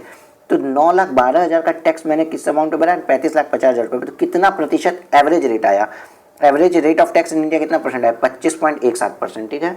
ठीक है सर। अब देखो दूसरी कंट्री में जहाँ पे मैंने 1 लाख रुपए का टैक्स भर दिया था 7.5 लाख रुपए की इनकम पे, कितना एवरेज टैक्स रेट वहाँ का था इंटू 100, तो 1 लाख डिवाइड बाई 7.5 लाख आपका आता है 13.33%। 13.33%। हमको रिबेट अंडर सेक्शन 31 कितना मिलेगा, 91 कितना मिलेगा, आप सोच के बताओ। 3, 2, 1, sir whichever is lower मिलेगा, sir whichever is lower मिलेगा, तो कितना मिल जाएगा 13.333 का रिबेट मिलेगा, हमें 13.333% का रिबेट मिलेगा। किस पे, 4टा पे सर, डबली टैक्स इनकम 7.5 लाख रुपए पे 13.333% का हमको रिबेट मिल जाएगा, दैट इज 1 लाख का रिबेट मिल जाएगा। तो हमें 1 लाख रिबेट घटा देना है, इसमें से 8,12,600 रुपये आ गया। सर इस क्वेश्चन में क्या था, एक बार थोड़ा सा ठीक से सुनिए, अब आपको DTA, अब कहीं कोई क्वेश्चन आपका नहीं अटकेगा, ये मेरी गारंटी है। सर क्वेश्चन शुरू हुआ, हम सॉल्व यहाँ तक उठाए और यहाँ तक हमने कर लिया है एज वी डू नॉर्मली, आज तक हमें जैसे जानते थे वैसे किए। इतना करने के बाद हमने सिर्फ 2 काम किए। पहला सर हमने क्या किया, हमने एवरेज रेट निकाला, टैक्स का इंडिया का कितना और अदर कंट्री का कितना है, पहला काम तो सर ये किया। और दूसरा काम हमने रिबेट दे दिया चार्टा लगी हुई इनकम पे लोअर ऑफ टैक्स रेट का, बस खत्म। सिर्फ यही दो काम किया, सॉल्यूशन आ गया मेरा। क्लियर है? क्लियर है सर। अब अगर हम इसकी आप नोट्स को पढ़ना चाहें पढ़ सकते हैं, नोट्स में वही सब बातें लिखी होंगी जो आपको बताया, पूरा पूरा वो लेवल चिपका दीजिए। रेसिडेंट होना चाहिए, एक्रूड और राइज आउटसाइड इंडिया होनी चाहिए, उसके बाद not deem to accrued rise in India होना चाहिए, question has been subject to income tax in foreign country में टैक्स लगा होना चाहिए, और नो DTA होना चाहिए अंडर सेक्शन 19। ठीक है? ठीक है बेटे। क्वेश्चन नंबर 3, तीसरा नंबर क्वेश्चन आपसे क्या कहता है, आइए देखते हैं। Sir the following are the particulars of income earned by Miss V, a resident East 25 for the assessment year 2021, income from playing snooker, अच्छा स्नूकर खेलना जानती है कंट्री L में, और tax paid in country L, income from playing snooker for tournament in India, life insurance premium paid आ गया इनका, मतलब ये 80C की डिडक्शन भी पाएंगी, और medical insurance premium paid for his father age 62 years paid through credit card, other than cash, कोई भी mode other than cash eligible होता है, क्रेडिट कार्ड के थ्रू पे की है तो इनको 50,000 तक की यहाँ पर डिडक्शन मिल जाएगा। मतलब इनका डिडक्शन क्या हो गया, 80C का 1,10,000 रुपये और 80D का 50,000, टोटल डिडक्शन अगर हम देखें तो मैडम को डिडक्शन मेरा मिल रहा है, डिडक्शन किस अमाउंट का मिल रहा है, डिडक्शन सिर्फ और सिर्फ मिल रहा है डिडक्शन, मैडम का डिडक्शन चला गया 1,10,000 प्लस 50,000, 1,60,000 का मैडम को डिडक्शन मिलेगा। चलो सर मैडम की इनकम कितनी है, सर मैडम की इनकम है 12 लाख रुपए प्लस इस कंट्री की 19,80,000 रुपये, तो 19,20,000 रुपये प्लस 12 लाख रुपए, डेट इज 31,20,000 रुपये की मैडम की इनकम है, और इसमें से हमको 1,60,000 रुपये का डिडक्शन मिल गया, डेट इज 31,20,000 माइनस 31,20,000 माइनस 1,60,000 आया आपका 29,60,000 रुपये का, 29,60,000 रुपये का आपका आ गया टोटल इनकम। इस पर टैक्स लगेगा 31,20,000 में 1,10,000 रुपये बेटा देखिए किसका 80C का और 80D का 50,000 रुपये, तो 29,60,000 रुपये आपका क्या आ गया इनकम। कितना सेकंड का काम था, इतना सा सर था, सर आपने तो आगे देखा भी नहीं था, इतना सा 5 सेकंड का सॉल्यूशन हो गया, 5 सेकंड में आपको नंबर मिल चुके हैं, अभी आधे नंबर आपको 5 सेकंड में मिल चुके हो, कोई DTA है नहीं तो हमको रिबेट निकालना है एज पर आर कंसिडरेशन। 29,60,000 और ये कौन है, कंपनी है, नहीं इंडिविजुअल है, तो 10 लाख के ऊपर जितना भी आया 19,60,000 का 30% प्लस 1,12,500 कर दो, तो 19,60,000 का 30% प्लस 1,12,500 दैट इज आ गया 7,05,000 प्लस 4% इज इक्वल टू 7,28,580। अब बेटा क्या करना होता है सर, हमको 7,28,580 ऐसे पकड़ेंगे डिवाइड बाई 29,60,000, इसका क्या एवरेज रेट आया, थोड़ा साफ लिख दो सर ना प्लीज सर, थोड़ा साफ लिख दो सर, इतना भी गंदा मत लिखो, ठीक है। तो हम क्या करेंगे, ये हम यहाँ पे आएंगे ऐसे करेंगे, हम देखेंगे 7,28,520 डिवाइड बाई, हमने ये टैक्स किस रकम पे भरा है, हमने इस पे भरा है 29,60,000, कितना परसेंट हुआ बेटा जरा एक बार चेक करेंगे कैलकुलेटर से, तो आता है 24.61%, दैट इज ये 24.61% इंडिया का टैक्स रेट है, और आउटसाइड इंडिया मतलब अदर कंट्री का क्या टैक्स रेट था, अदर कंट्री में हमने 1,80,000 रुपया दिया है 12 लाख पे, तो टैक्स रेट आता है 1.8 डिवाइड बाई 12 दैट इज 15%। तो अदर कंट्री पे हमने दिया 15%, विच एवर इज लोअर की रिबेट मिल जाएगी। सर हमको रिबेट तो 15% की मिलेगी, लेकिन किस इनकम पे, जिस इनकम पे चार्टा लगा, चार्टा किस पे लगा हमको, हमें कौन सी इनकम पे डबली टैक्स हो गया सर, डबली टैक्स आपकी इनकम है सर स्नूकर जो आपने उस कंट्री में खेला 12 लाख पे, तो 12 लाख का 15% मतलब 12 लाख का 15% मतलब सर 1,80,000 को हमको यही डिडक्शन मिल जाएगा, रिबेट जिसको बोलते हैं, सॉरी रिबेट अंडर सेक्शन 91। तो सर मेरी जो टैक्स इनकम आएगी 7,28,500 माइनस 1,80,000 5,48,520। सर जो मेरी इनकम आ गई, 5,48,520। देखिए कैलकुलेटर पे क्या यही आपके भी आई है, आइए हम चेक करते हैं। देखिए इंडिया में जो टैक्स रेट था इतना टैक्स भरें इतनी इनकम पे, इंडिया का एवरेज टैक्स रेट आके इतना टैक्स भरें, फॉरेन की इनकम पे इतना टैक्स रेट आ गया, विच एवर इज लोअर का हमको डिडक्शन मिल जाएगा, तो 15% 12 लाख पे को डिडक्शन में 1,80,000 5,48,520 का आपका इनकम टैक्स आ गया। सर इसमें क्या चीज़ आपको नहीं समझ में आई? It's damn easy boss, damn easy, सबसे इजी है, इसीलिए मैं आपको बता रहा हूँ। 91 का नोट्स भी सर याद करने की जरूरत नहीं, हर जगह वही लेबल चिपका दो, एक जगह लेबल पढ़ा, लेबल चिपक गया यहाँ पे भी। क्वेश्चन नंबर 4 पे आते हैं, चलिए। The concept of permanent establishment is one of the most important concepts in determining the tax implication of cross-border transaction. Examine the significance thereof when the transactions are governed by double tax avoidance agreement (DTAA). Question में कुछ पूछा नहीं है, बोलता है कि एक concept है परमानेंट इस्टेब्लिशमेंट का, जो कि बहुत इंपॉर्टेंट कंसेप्ट है डीटीए के लिए, उसके बारे में आपसे बात कर रहा है क्रॉस बॉर्डर ट्रांजेक्शन के लिए। एक्सप्लेन करना है सिग्निफिकेंस उसकी। तो आइए देखिए इसने लिखा गया है, जो भी लिखा है सब आपको पता है। Double taxation avoidance agreement generally contain an article providing that business income in taxable in the country of residence unless the enterprise has a permanent establishment in the country of source and the such income can be attributed to the permanent establishment। मतलब किसी company की अगर permanent establishment India में नहीं है तो उसकी income पे कोई टैक्स नहीं लगेगा for the purpose of as the purpose of source rule, क्योंकि अगर उसकी परमानेंट इस्टेब्लिशमेंट इंडिया में नहीं है इसका मतलब उसने इंडिया से पैसे नहीं कमाए होंगे। ठीक है सर। सर मतलब नहीं समझा? अरे यार बहुत बार समझाया।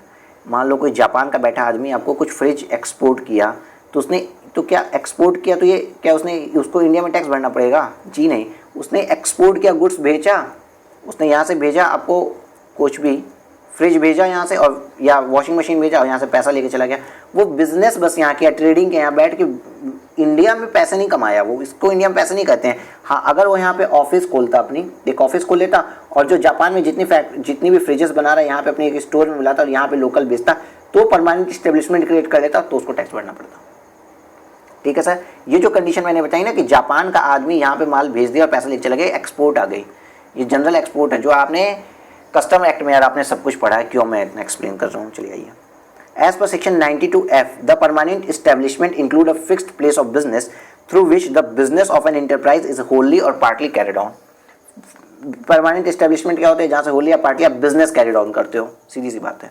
As per definition, the constitute of permanent establishment, there must be a place of business which is fixed and business of the enterprise must be carried out wholly or partly through this place। भाई को पहली बात बोला P होता क्या? बोला यहाँ पे पी होना चाहिए। Required existence of business connection of determining business income to accrue arise in India. DTA however provide the business income is taxable only if there is a permanent establishment in India। DTA ने बोल दिया अगर आपके permanent establishment in India में है तो ही आपकी business income जो है टैक्सेबल होगी इंडिया में। अगर आपके परमानेंट इस्टेब्लिशमेंट इंडिया में नहीं है तो आपकी कोई भी इनकम टैक्स नहीं होगी इंडिया में। ठीक sir. Therefore in this case DTAs where there is no PE in India, जैसे फेसबुक का पी इंडिया में नहीं है, तो business income can not be brought to tax due to existence of business connection as per section 91। तो business income उसकी taxable नहीं हो सकती, इसीलिए हम फेसबुक के बिजनेस एडवर्टीजमेंट की सर्विस पर टैक्स नहीं लगा पा रहे थे और इक्वलाइजेशन लेवी का हमें चैप्टर पढ़ना पड़ा। However in this case is not covered by DTAs। Business income attributable to the business connection is taxable. पूरी लाइन का कुछ क्वेश्चन कभी पूछेगा नहीं, आपको जनरल सी बातों का सिग्निफिकेंस बताया कि क्या क्या होता है, कुछ था ही नहीं है, थ्योरेटिकल क्वेश्चन था। इसके बाद आगे के सारे क्वेश्चन थ्योरेटिकल है। ये एक प्रैक्टिकल क्वेश्चन है, इसको मैं करा देता हूँ। बहुत बड़ा क्वेश्चन है, 1 पेज, 2 पेज, 3 पेज, चौथे पेज में आ गया। सुनो, आप सेकेंड्स देखिए कितना समय लगता है और कितना आपको टेंशन होती है। मिस्टर के थे, इंडिविजुअल थे, 52 साल के हैं, फर्निश किए आपको कुछ इनकम्स की डिटेल अपनी इंडिया में, कंट्री एक्स में, कंट्री वाई में, 3 जगह डील कर रहे हैं, India, country X, country Y. In the previous year 1920 India is not entered into DTA agreement with those 2 country. तो रिबेट मिलेगा क्योंकि दोनों कंट्रियों के साथ DTA नहीं है, तो हमें रिबेट मिलेगा। Income from profession in India 7,50,000। ठीक है। Agriculture income in country x लिखे यहाँ पे कॉशन। एग्रीकल्चर दिखते ही आप लिखोगे एग्जाम 1034 में, लेकिन 1034 में एग्जाम कंट्री एक्स का नहीं होता है, इंडिया का होता है। तो ये गलती नहीं करनी, एग्रीकल्चर इनकम देके एग्जाम नहीं करना है, क्योंकि कंट्री एक्स की टैक्सेबल होगा इंडिया में। ठीक sir. Dividend received from a company incorporated in country Y, dividend income again caution. Sir ये तो 1034 में सर, ये 10(1) था सॉरी, ये 1034 में सर तो एग्जाम्प्ट है। अरे इंडियन कंपनी का एग्जाम्प्ट है, कंट्री वाई की कंपनी का एग्जाम्प्ट नहीं होता, मतलब ये भी टैक्सेबल है, ये भी टैक्सेबल है। Royalty income from literary book from country X expenses income for earning such royalty 50,000, business loss of country Y, rent from house situated in country Y and municipal taxes paid in respect from above house in country Y not allowed as deduction in country Y 10,000 रुपये। यार यहाँ तो पूरा गला बैठ गया बेटा मेरा आज तो। Note, business loss of country wide not eligible for set off against other income as per law of that country. The rate of tax of country X and country Y is 10% and 20% respectively. Compute total income of tax payable Mr. Kamlesh in India. भाई साहब आपको किसी चीज़ से मतलब नहीं है। अब आपके माइंड में होना चाहिए रेसिडेंट कमलेश है, कमलेश की जितनी इनकम है वो इंडिया की इनकम है। अभी आपके दिमाग में ये होना चाहिए सारी इनकम इंडिया की इनकम है, सारे रूल्स वो लगेंगे जो इंडियन इनकम पे लगते हैं और आपको बस टैक्स निकालना और कुछ नहीं करना है। इससे ईजी कुछ नहीं हो सकता। हाउस प्रॉपर्टी जैसे कि कंट्री वाई की है तो उसको भी ये ग्रॉस एनुअल वैल्यू निकालेंगे। म्यूनसिपल टैक्सेस जो पेड किए हैं 2,40,000, जैसे देखिए हाउस प्रॉपर्टी 2,40,000 रुपये, रेंट आया 10,000 रुपये, म्यूनसिपल टैक्सेस पे हुए 2,30,000 रुपये आ गया। फिर अंडर सेक्शन 24 जो स्टैंडर्ड डिडक्शन होता है वो मिलने के बाद ये taxable amount of house property आएगा, ये आ जाएगा आपका इस तरीके से 2,30,000 माइनस 30% दैट इज 16,10,000 रुपये, 1,61,000 रुपये। ये इस तरीके से पूरा होगा। आइए मैं आपको दिखाता हूँ। देखिए इनकम फ्रॉम हाउस प्रॉपर्टी, अच्छा पहले हाउस प्रॉपर्टी इन्होंने ले लिया है कंट्री वाई की, तो कितना आ गया 1,61,000 रुपये टैक्सेबल है। सर ग्रॉस एनुअल वैल्यू क्या municipal taxes sir house property में आपको आता है प्लीज़। अब profit and gain from business and profession क्या करेंगे। देखिए हाउस प्रॉपर्टी कहाँ की थी, कंट्री वाई की थी, तो ये गलती मत करेगा कि सर म्यूनसिपल टैक्सेस लेस ना करें। हम कह रहे हैं ये सारी इनकम इंडिया की है, डीम्ड टू बी अक्रूड और राइज इन इंडिया हो जाता है ना। किसी भी रेसिडेंट ने अगर कोई इनकम वर्ल्ड में कहीं भी कमाई है वो income deemed to be accrued और अराइज इन इंडिया हो जाती है। इसलिए इंडिया में कमाई हुई इनकम अगर डीम्ड हो गई 2,40,000 रुपये तो इंडिया में म्यूनसिपल टैक्सेस अलाउड हैं और इंडिया में स्टैंडर्ड डिडक्शन भी मिलता है। तो ये तब देने के बाद आप इंडियन इनकम उसको ट्रीट करिए और 1,61,000 रुपये यहाँ पे हाउस प्रॉपर्टी में आप टैक्सेबल करेंगे। ठीक है। Profit and gain from country अगर हम देखें तो कहाँ कहाँ प्रॉफिट हम किए हैं सर। बिजनेस प्रोफेशन इंडिया में मेरा है 7.5 लाख रुपये इंडियन इनकम से आएगा। Income from profession in India 7.5 lakh रुपये। उसके बाद सर रॉयल्टी इनकम में मेरी आई है लिटरेरी बुक की कंट्री एक्स से। आप देखिए ये रॉयल्टी इनकम अगर हम चाहें तो इसको IFOS में भी दिखा सकते हैं। यहाँ पे इसने profit and gain from business and profession में ही दिखा दिया, मैं भी दिखा देता हूँ, बट मैंने कुछ क्वेश्चंस में बेटा आपको IFOS में भी इसको बताया था कि ये रॉयल्टी इनकम मेरी अदर सोर्सेज की इनकम होगी। लेकिन चलिए यहाँ पे हम PGBP में ही ले लेते हैं इसको भी, कोई बड़ी बात नहीं है। ठीक है बॉस। रॉयल्टी इनकम बेटा कितनी है मेरी कंट्री एक्स में है आफ्टर डिडक्टिंग एक्सपेंसेस, क्योंकि हमको कोई मतलब नहीं है क्या हुआ कंट्री एक्स में क्या नहीं हुआ। हमें तो 50,000 का डिडक्शन यहाँ मिलेगा ना। हाँ सर मिलेगा। तो 6 लाख रुपए की हमको रॉयल्टी मिली है सर और 6 लाख की 50,000 रुपये इसमें डिडक्शन चला गया, तो मतलब मेरा इनकम टैक्सेबल 5,50,000 रुपये हो गया। हाँ सर हो गया। इसका मतलब सर हमने क्या क्या पढ़ लिया, हमने 10,000 रुपये एडजस्ट कर लिए, 2,40,000 रुपये एडजस्ट कर लिए, 6 लाख एडजस्ट कर लिए, 50,000 एडजस्ट कर लिए। अब बिजनेस लॉस भी है मेरा कंट्री वाई का, जो कि कंट्री वाई में एलिजिबल नहीं है सेट ऑफ के लिए, लेकिन हमारी कंट्री में तो sir business loss set off के लिए एलिजिबल होता है, तो हम करेंगे बिजनेस लॉस सेट ऑफ। हाँ सर करेंगे। तो आइए business loss in country Y को सेट ऑफ किए 65,000 को।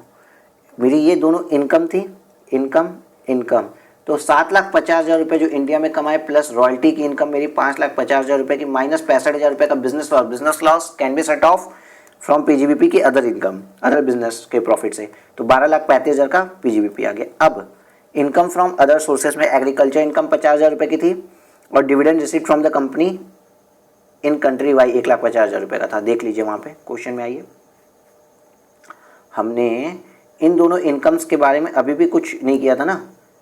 बिजनेस लॉस को भी हमने डील कर लिया, ये दोनों इनकम ने डील नहीं की थी, तो IFOS में मेरी एग्रीकल्चर इनकम और डिविडेंड की इनकम आ गई IFOS में। कहाँ आ गई IFOS में। 2 लाख रुपए टोटल इनकम अब जोड़ दीजिए, मतलब टोटल इनकम कितनी 1,61,000 हाउस प्रॉपर्टी, 12,35,000 PGBP और 2 लाख रुपए IFOS। मतलब यार कुछ नहीं किया, हम सभी हेड्स की, सारे हेड्स की इनकम अगर जोड़ दिए तो टोटल इनकम कितनी आ गई 15,96,000। 15,96,000 में अब मोस्ट इंपॉर्टेंट थिंग क्वेश्चन बेटा आपको देना क्या है कि आप करेंगे बुक लिटरेरी नेचर की थी। अब लिटरेरी नेचर की बुक थी तो हमको पहली बात तो बुक्स की रॉयल्टी जो भी मिलती है उसमें लेक्स एक्सपेंस होता है और 80 QQB का एक डिडक्शन मिलता है, 80 QQB का एक डिडक्शन मिलता है जिसका अमाउंट होता है 3 लाख रुपीज़। अगर हमें कोई रॉयल्टी इनकम हुई लिटरेरी बुक की, ठीक है, लिटरेरी बुक की अगर रॉयल्टी इनकम हुई है रेसिडेंट को तो 3 लाख रुपए का डिडक्शन मिलता है। 80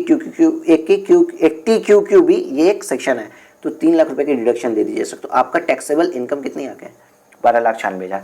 15,96,000 में हम ये डिडक्शन दिए तो कितनी टैक्सेबल इनकम आ गई? 12,96,000। 12,96,000 पे आप टैक्स लगाइए।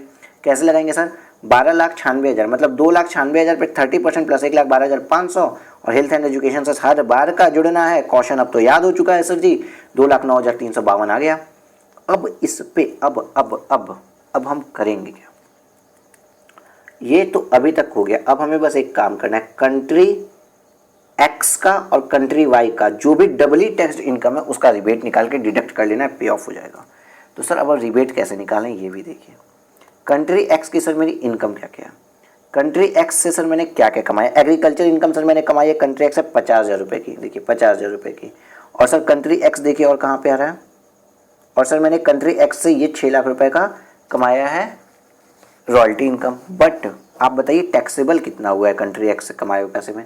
सर 50,000 रुपये तो सर पूरा टैक्सेबल कर दिए हैं जो कंट्री एक्स से कमाए। बट कंट्री एक्स से जो हम 6 लाख रुपए कमाए हैं उसे इंडिया में कितना टैक्सेशन हुआ है सर? 6 लाख रुपए में पहले तो सर एक्सपेंस 50,000 डिडक्ट हो गया है, और सर 80 क्यू बी का भी तो 3,00,000 रुपया सर डिडक्ट हो गया। मैंने बोला था चाटा तो पड़ा, लेकिन केवल उतना ही जहां डबली पनिशमेंट ना मिले, ठीक है।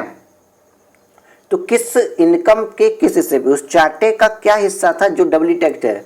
कितना चार्टा लगा? 6। जो टोटल इनकम आपकी जो सबसे बड़ी ब्लंडर मिस्टेक होगी, आप टोटल इनकम जोड़ दोगे, 6 लाख ये जोड़ देंगे और 50,000 ये जोड़ देंगे। ना ना ना, जितना इंडिया में टैक्स लग गया केवल उसी को जोड़ेंगे। तो 6 लाख में से 50,000 एक्सपेंस का गया, 80 क्यू बी का भी डिडक्ट हो गया। तो मतलब 6 लाख में से 3,50,000 डिडक्ट हो जाने के बाद इफेक्टिवली 2.5 लाख रुपए तो डबली टैक्स हुआ, जो इंडिया में भी लग गया और उस कंट्री में भी लग गया। तो 2.5 लाख रुपए यहाँ पे आ जाएगा। मतलब टोटल 3 लाख रुपए पे सर रिबेट मिलेगी। अब 3 लाख रुपए पे सर रिबेट कितनी मिलेगी? ये 10% कंट्री एक्स का है, 10% कंट्री एक्स का। इंडिया का कितना है? 10% और कंट्री एक्स का जितना लोअर है, मतलब 10% और इंडिया का कितना ये बताते हैं हम, 12,96,000 पे। इंडिया में मैंने 2,09,352 डिवाइड बाय 12,96,000 पे टैक्स भर दिया, जो कि आया 16%। तो कंट्री एक्स का टैक्स रेट कम था, हमको रिबेट कंट्री एक्स के टैक्स रेट पे मिलेगा। बट अमाउंट कौन सा? अमाउंट कौन सा? अगेन प्लीज आपको समझ में आया? प्लीज प्लीज प्लीज यार, आज कमेंट ज़्यादा करवाना है। यस लिखो सर समझ में आया, तुरंत लिखो। इस ये सेकंड जितने भी सेकंड पे वीडियो चला, यस सर समझ में आया। कितना हुआ? क्या दोहरा चाटा क्या है? किस इनकम पे लग रही है सर? 50,000 रुपये पे लग रहा है, और जो रॉयल्टी इनकम है 6 लाख, लेकिन 50,000 का हमको डिडक्शन इंडिया में मिल गया और 3 लाख रुपए का डिडक्शन मिल गया। टोटल सर हमको 2,50,000 रुपये है ना। टोटल सर हमको 2.5 लाख पे ही चाटा दोबारा पड़ रहा है, तो 2.5 लाख पे ही रिबेट मिलेगा। आइए देखते हैं। और 2.5 लाख पे कितना? 10%, क्योंकि विच एवर इज लोअर था। कंट्री एक्स में अगर हम देखें तो 16% हमारा इंडियन है और कंट्री एक्स में 10% है। कोई नई बात नहीं लिखी। डबली टैक्स प्लानिंग कितनी है? 50,000 और 2.5 लाख 3 लाख है। कुछ गलतियां हो गई क्या मुझसे बेटा? अरे यार ये 2.5 लाख तो ये है, सॉरी, और प्लस 50,000 ये, मतलब टोटल 3 लाख। सॉरी देखिए टोटल 3 लाख डबली टैक्स थी ना। तो यहाँ पे किससे ये 3 लाख रुपए पे, टोटल 3 लाख रुपए यहाँ पे आ गए। 3 लाख का 10% मतलब 30,000 रुपये का हमको क्या मिल गया? रिबेट मिल गया। और कुछ नहीं सर। कंट्री बी में 20% है और टैक्स रेट, और इंडिया में 16.153% है। 16.153 आया है मेरे कैलकुलेटर पे, यहाँ पे लिखा है 16.154। चलिए 16.154% इंडिया में टैक्स रेट है। तो रिबेट किस परसेंटेज से मिलेगा sir? Rebate which ever is lower, मतलब 16.164% रिबेट मिलेगा। किस अमाउंट पे मिलेगा ये कैलकुलेट करिए। रिबेट किस अमाउंट पे मिलेगा ये तो नहीं पता सर, लेकिन किस परसेंटेज से मिलेगा? दैट इज लोअर 16.154% से। अगर अमाउंट अब चेक करते आइए, कंट्री वाई पकड़ते हैं। हम कौन सी कंट्री पकड़ेंगे? हम पकड़ेंगे कंट्री वाई को। आइए चलिए कंट्री वाई देखिए कहाँ है। कंट्री वाई है सर, ये तो कंट्री वाई हो गई। डिविडेंड रिसीव्ड 1,50,000 रुपये सर, और दूसरा बिजनेस लॉस 65,000 रुपये सर, और सर ये 2,40,000 रुपये सर। ये HP हाउस प्रॉपर्टी भी थी। हाउस प्रॉपर्टी का तो सर हमारा इनकम आया था 1 लाख, मतलब डबली टैक्स इनकम 1 लाख क्यों नहीं चल रहा भाई तुम? डबली टैक्स इनकम कितनी है? 1,61,000। हाउस प्रॉपर्टी की, प्लस वो इनकम जो इन्होंने कमाई है कहाँ से, डिविडेंड से। कहाँ से, डिविडेंड से। कुछ इनकम इन्होंने जो डिविडेंड से कमाई है, जब बताइएगा वो इनकम कितनी है, कैलकुलेटर में देख के बताओ बेटा वो इनकम कितनी है जो इन्होंने डिविडेंड से कमाई है in country x. Agriculture income, sorry country wise जो इन्होंने डिविडेंड से कमाई है वो है सर 1.5 लाख रुपए। अब बेटा असली मजा तो यही है, असली मजेदार क्वेश्चन है ये, इतना यार इसको करवाने में मजा आ जाएगा। अब देखो आप यहाँ पे एक बहुत इंपॉर्टेंट आई लिखी कि वाई, कंट्री वाई में जो भी बिजनेस लॉस होता है ना वो एलिजिबल नहीं है सेट ऑफ होने के लिए, बट कंट्री एक्स में हमने तो एलिजिबल किया है ना, सेट ऑफ किया है हमने बिजनेस इनकम को कंट्री एक्स के में सेट ऑफ किया है। मतलब हमने बिजनेस लॉस जो है कितना मेरा 65,000 रुपया हमने डिडक्ट किया इनकम से। तो इफेक्टिवली हमने किस इनकम पे टैक्स लगाया, चार्टा किस रेट से लगाया वो तो पता लिया, किस रिबेट किस रेट से देंगे वो तो पता चल गया, लेकिन चार्टा का अमाउंट निकालना है। यहाँ पे क्या निकाला, रिबेट किस रेट से देंगे। अब हम निकालेंगे चार्टा का अमाउंट, क्या किस चीज़ का अमाउंट सर, चार्टे का अमाउंट। किस चीज़ का अमाउंट सर, चार्टा। देखिए 16.145% हम रिबेट किस रेट से देंगे, अब किस अमाउंट पे देंगे। जब अमाउंट निकालना है तो कहाँ निकालना है अमाउंट, यहाँ पे 1,61,000 रुपये हाउस प्रॉपर्टी की इनकम, ये तुम्हारी किसकी इनकम है, डिविडेंड की इनकम 3,11,000 रुपये, और बिजनेस लॉस 65,000 रुपये सेट ऑफ किए, मतलब 2,46,000 रुपये पे इफेक्टिवली इंडिया में टैक्स चार्ज हुआ। इंडिया में टैक्स इफेक्टिवली 2,46,000 रुपये चार्ज हुआ, तो उस पर 16.154% जितना इंडिया में टैक्स रेट चार्ज हो उतने का रिबेट दे दो, 69,739 रुपीज़ तुम्हारा इफेक्टिवली टोटल रिबेट आया। नहीं सॉरी, ये रिबेट कंट्री बी में आया और ये वाला रिबेट जो है 30,000 रुपये, तो 39,739 कंट्री वाई ने रिबेट दिया, कंट्री वाई वाली इनकम पे रिबेट मिला, और 30,000 रुपये कंट्री एक्स वाली पे रिबेट मिला। टोटल रिबेट कितना मिला, टोटल रिबेट मिला सर 69,739। कंट्री एक्स से कितना रिबेट मिला, 30,000 रुपये, कंट्री वाई से कितना रिबेट मिला, 39,739 रुपये। मैंने 3 बार गलत बोला है, क्या क्या सर, कंट्री एक्स से कितना मिला, अरे करेक्ट करो मुझे सर, कंट्री एक्स से नहीं, ये तो मेरी इंडिया में ही रिबेट मिलता है, लेकिन कंट्री एक्स वाली इनकम पे इतना रिबेट मिला, कंट्री वाई वाली इनकम पे इतना रिबेट मिला। टोटल मेरा जो रिबेट आएगा वो मेरे टैक्सेबल इनकम, टैक्स लायबिलिटी से रिड्यूस हो जाएगा। देखिए देखिए देखिए देखिए यहाँ पे मैंने क्या बोला था, जितना भी मिला उसको रिबेट डिडक्ट करते, 69 डिडक्ट हो गया, रिबेट डिडक्ट होने के बाद जो इनकम आई वो हो गया मेरा नेट टैक्स पेबल। क्या हो गया, टैक्स पेबल, और राउंड ऑफ कर दिए लोएस्ट ₹10 में, यहाँ पे किए 613 था, अगर 618 होता तो इसको 620 कर देते। इतना ईजी क्वेश्चन था, मैं फुल फ्लेज आपको दिखा देता हूँ। देखिए क्वेश्चन देख लीजिए कितना इजी क्वेश्चन था। अब DTEE की आपको कोई भी प्रॉब्लम ऐसी नहीं हो सकती जो आपको ना है, और यहाँ पे नोट्स में सर वो हमारा लेबल लग गया जो मैंने आपको लेबल समझाया था, और पूरे चैप्टर में कहीं कुछ भी नहीं है ऐसा जो समझ में आना है आपको, पूरे चैप्टर में कहीं कुछ भी ऐसा नहीं है, सिर्फ इतनी ही थी। देखिए कुछ थ्योरी दी हुई है, आप थ्योरी आप चाहे पढ़ लेंगे, थ्योरी में भी कुछ भी ऐसा नहीं है जो समझ में नहीं आएगा आपको। अगर कुछ प्रॉब्लम होती है व्हाट्सएप कर लीजिएगा मुझे।